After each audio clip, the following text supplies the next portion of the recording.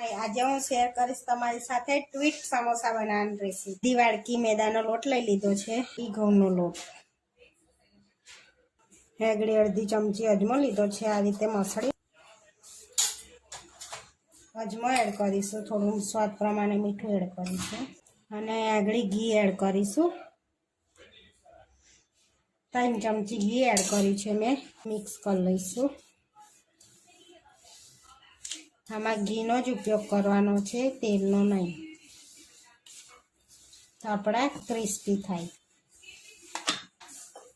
હવે અંદર થોડું થોડું પાણી એડ કરીને લોટ બાંધી લઈશું।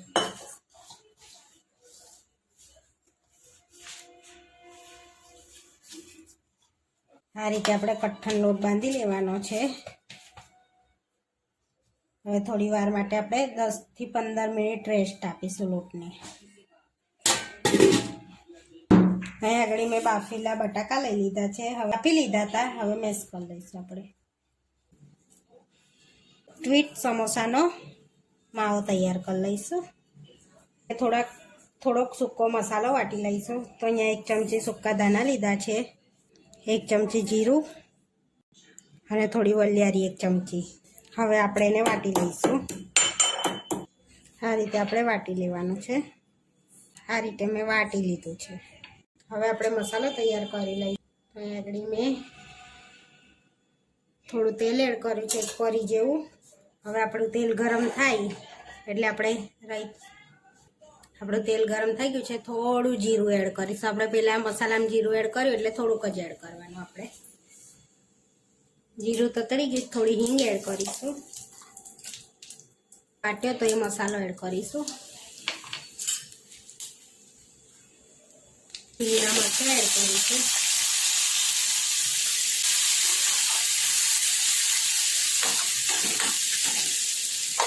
અડધી ચમચી આદુની પેસ્ટ એડ કરીશું। હવે મેશ કરેલા બટાકા એડ કરીશું।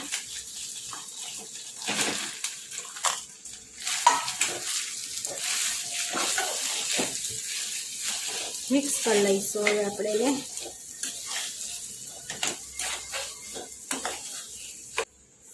અડધી ચમચી મરચું લાલ એડ કરીશું, થોડી હળદર, સ્વાદ પ્રમાણે મીઠું એડ કરીશું, અડધી ચમચી ચાટ મસાલો એડ કરીશું, મિક્સ કરી લઈશું।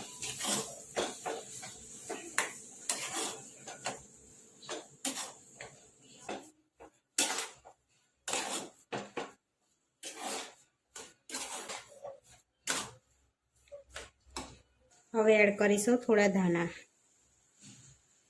મિક્સ કરી લઈશું।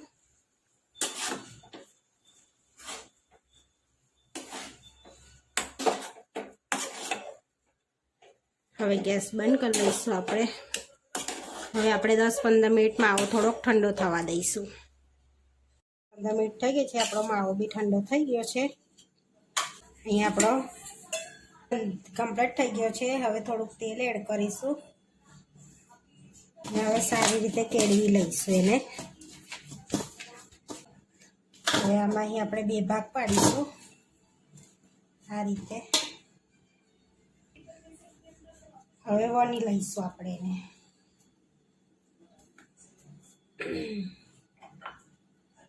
થોડું અટામણ લઈને વણી લઈશું।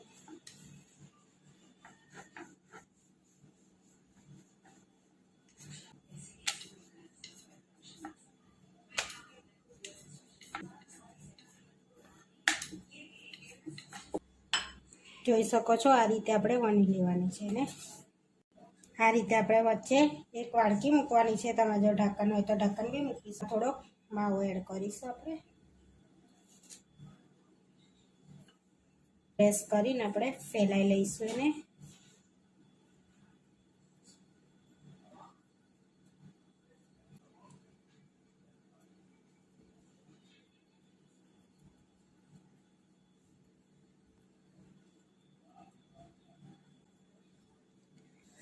આ રીતે આપણે વાડકી કાઢી લઈશું।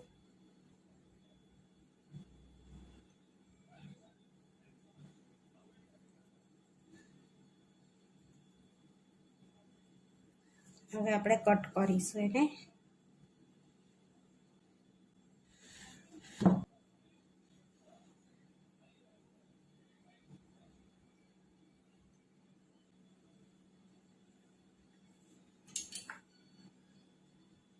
આ રીતે આપણે ઉચકી આ રીતે આપણે એને રોલ વાર લેવાના છે. પછી અહીંયા સહેજ બચે તો અહીંયા સહેજ પાણી લગાડીને આપણે આ રીતે ચોંટાડી લેવાનું.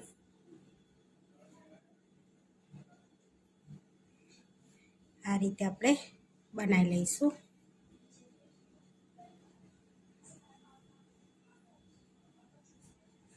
આ રીતે ગોલ ગોલ કરીને પછી અહીં સહેજ પાણી લગાડીશું અને બંધ કરી લઈશું એને આપણે આ રીતે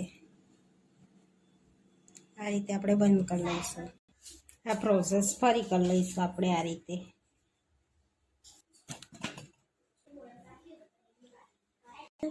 આપણે આ રીતે કરી લીધા છે બધા. હવે તળી લઈશું. હવે આપણે તેલ ગરમ કરવા મૂકી દઈશું.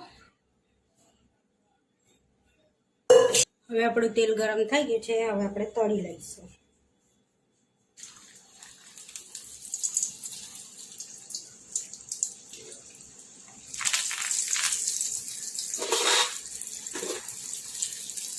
આ રીતે તળા દેવાના છે, હમણાં પલટાવાના નથી.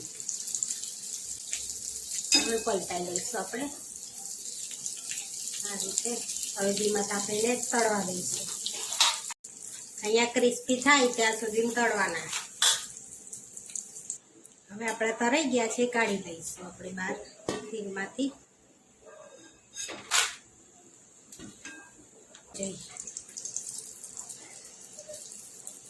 આપણે હવે એને બી ગોલ્ડન બ્રાઉન સુધી તળાવી દઈશું. આ બી આપણા તળાઈ ગયા છે. હવે આપણે કાઢી લઈશું એને. બધા તળી લીધા છે. હવે સર્વ કરી લઈશું આપણે.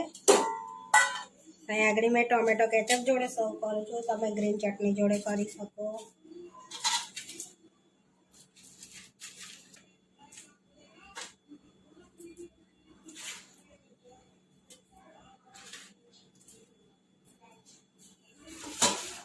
અહીંયા મેં સર્વ કરી લીધું છે. આવા વિડીયો જોવા માટે મારી ચેનલને સબસ્ક્રાઈબ કરો, લાઈક કરો અને શેર કરો. અને તમે જરૂરથી ટ્રાય કરો. ફરી મળીશું નવા વિડીયોમાં.